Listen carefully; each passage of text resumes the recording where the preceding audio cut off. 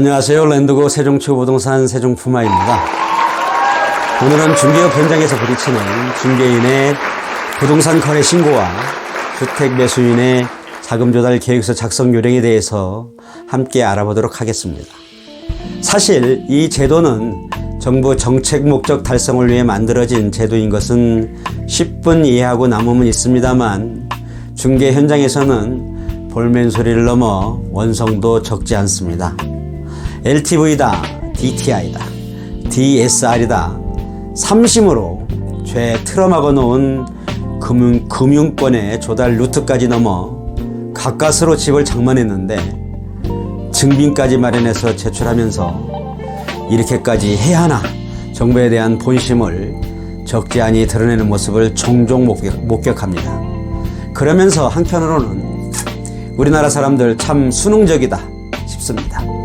정부에 대해 개인은 무척 약하기 때문이라는 생각이 들긴 합니다만 주권자로서 주권 한 표는 있지요. 사설이 길었습니다. 부동산 거래신고 등에 관한 법률, 이름하여 부동산 거래신고법에 근거해서 분양권, 입주권을 포함해서 부동산을 거래하는 매수인과 매도인, 매매 당사자는 부동산 매매 계약을 체결했을 때 계약일로부터 30일 이내에 부동산 소재지 관할 시군구 부동산과의 실제 거래 현황을 신고해야 함은 잘 알고 계시죠? 신고인은 당연히 공인중개사법에 의해 중개사무소를 개설한 등록한 개업중개사가 중개 거래한 경우에는 개업중개사가 신고해야 합니다. 아울러 법인의 경우에는 매수 측 공이 법인의 거래 당사자가 법인의 임원인지 아니면 친족관계인지 또 주택 취득하는 목적은 무엇인지를 추가로 신고해야 합니다. 만약에 부동산 거래 신고를 했는데 나중에 계약이 해지되었을 경우 해제, 무효, 취소 등이 확정된 날로부터 30일 이내에 거래 신고했던 시군구청에 해제 신고해야 합니다. 다만 공인중개사가 거래 신고를 한 경우에는 개업 공인중개사가 해제 신고를 할 수 있으나 주의하실 것은 해제 등의 신고 의무자는 거래 당사자이므로 신고 여부는 거래 당사자가 꼭 확인해야 합니다. 챙겨야 할 체크 포인트입니다. 과태료가 있습니다. 부동산 거래 신고를 늦게 하거나 신고하지 않을 경우 거래 금액과 지연된 기간에 따라 500만 원 이하 과태료가 부과됩니다. 또 거래 신고를 허위로 거짓 신고한 경우에도 금액에 따라 일정 비율의 과태료가 부과됩니다. 먼저 부동산 거래 신고 지연 및 미신고 시 과태료는 어느 정도 되는지 알아보겠습니다. 거래 금액은 1억 원 미만, 1억 원에서 5억 원 미만, 5억 원 이상 3단계 구간으로 구분하고요. 3개월 이하 지연했을 경우 각각 10만 원, 25만 원, 50만 원 과태료가 부과되고 3개월 초과할 경우 각각 50만 원, 200만 원, 300만 원이 부과됩니다. 거래가격 거짓 신고 시 과태료입니다. 실제 거래가격보다 10% 미만으로 신고한 경우 실제 거래 금액의 2%를 20% 미만으로 신고한 경우는 4% 금액을 20% 이상으로 신고한 경우에는 5%포인트의 과태료를 부과당하게 됩니다. 매수자들께서 작성하여 제출해 주실 것이 바로 주택 취득자금 조달 및 입주 계획서인데요. 이 자금 조달 계획서 제출 의무는 규제지역 여부와 법인 여부에 따라 다르게 적용되는데요. 먼저 투기과열지구와 조정대상 지역인 경우에는 거래금액과 관계없이 모든 주택 취득 시 제출해야 하고 비규제지역인 경우에는 거래가격 6억 이상인 주택이 그 제출 대상입니다. 마지막으로 법인이 주택을 매수한 경우에는 규제지역 여부와 관계없이 금액 다소와 관계없이 모든 주택거래에 자금 조달 계획서를 제출해야 합니다. 또 하나 주의할 것은 투기과열 지구 내 주택을 매수한 경우에는 매수자가 자금 조달 계획서에 기재한 자금의 항목별 증빙 서류를 또한 첨부해서 제출해야 합니다.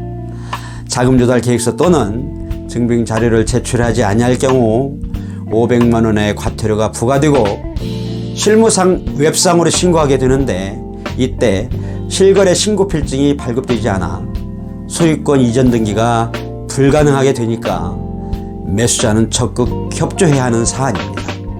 제출해야 하는 자금조달 증빙서류를 알아보겠습니다. 크게 자금조달 계획서 작성은 조달자금의 성격별로 자기자금과 차입금 등 타인자금을 기표하도록 되어 있습니다. 자기자금은 항목별로 주식, 채권 매각대금을 포함한 예금은 잔고증명, 주식 등 거래 내역서이고, 증여 또는 상속으로 조달한 경우 증여 상속 신고서나 납세증명서, 현금으로 조달한 경우에는 근로소득 원천징수영수증이나 소득증명원 등 소득을 증명해야 하는 서류이고, 부동산 처분 등으로 매수자금을 조달한 경우에는 부동산 매매계약서, 임대차 계약서 등이 됩니다.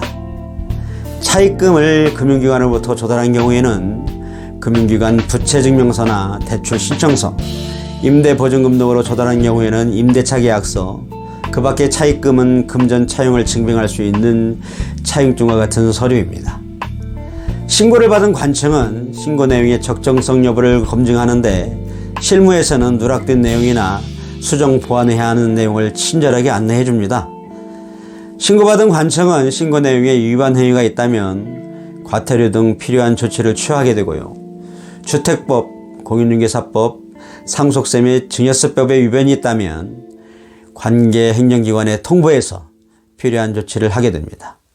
전국적으로 이 자금조달 계획서 신고제도의 목적은 자금조달과 관한 한 복잡하고 다단한 투명한 다리를 건너게 해서 조금이라도 있을 수 있는 투기적 주택거래를 사전에 차단하고, 그럼에도 주택거래에 투여진 재원을 사후 팔로우업해서 자금조달 계획서와 증빙자료를 확인한 결과 자금의 원천이 주택 취득자의 직업, 연령, 소득, 그리고 재산 상태가 취득자 명예인의 자금 동원 능력이 있는지, 만약에 아니라고 판단되는 경우 세무조사까지 연계해서 그 자금이 다른 사람으로부터 증여받은 것으로 보인다면 증여세를 부과하겠다는 포석이 깔려있는 제도입니다.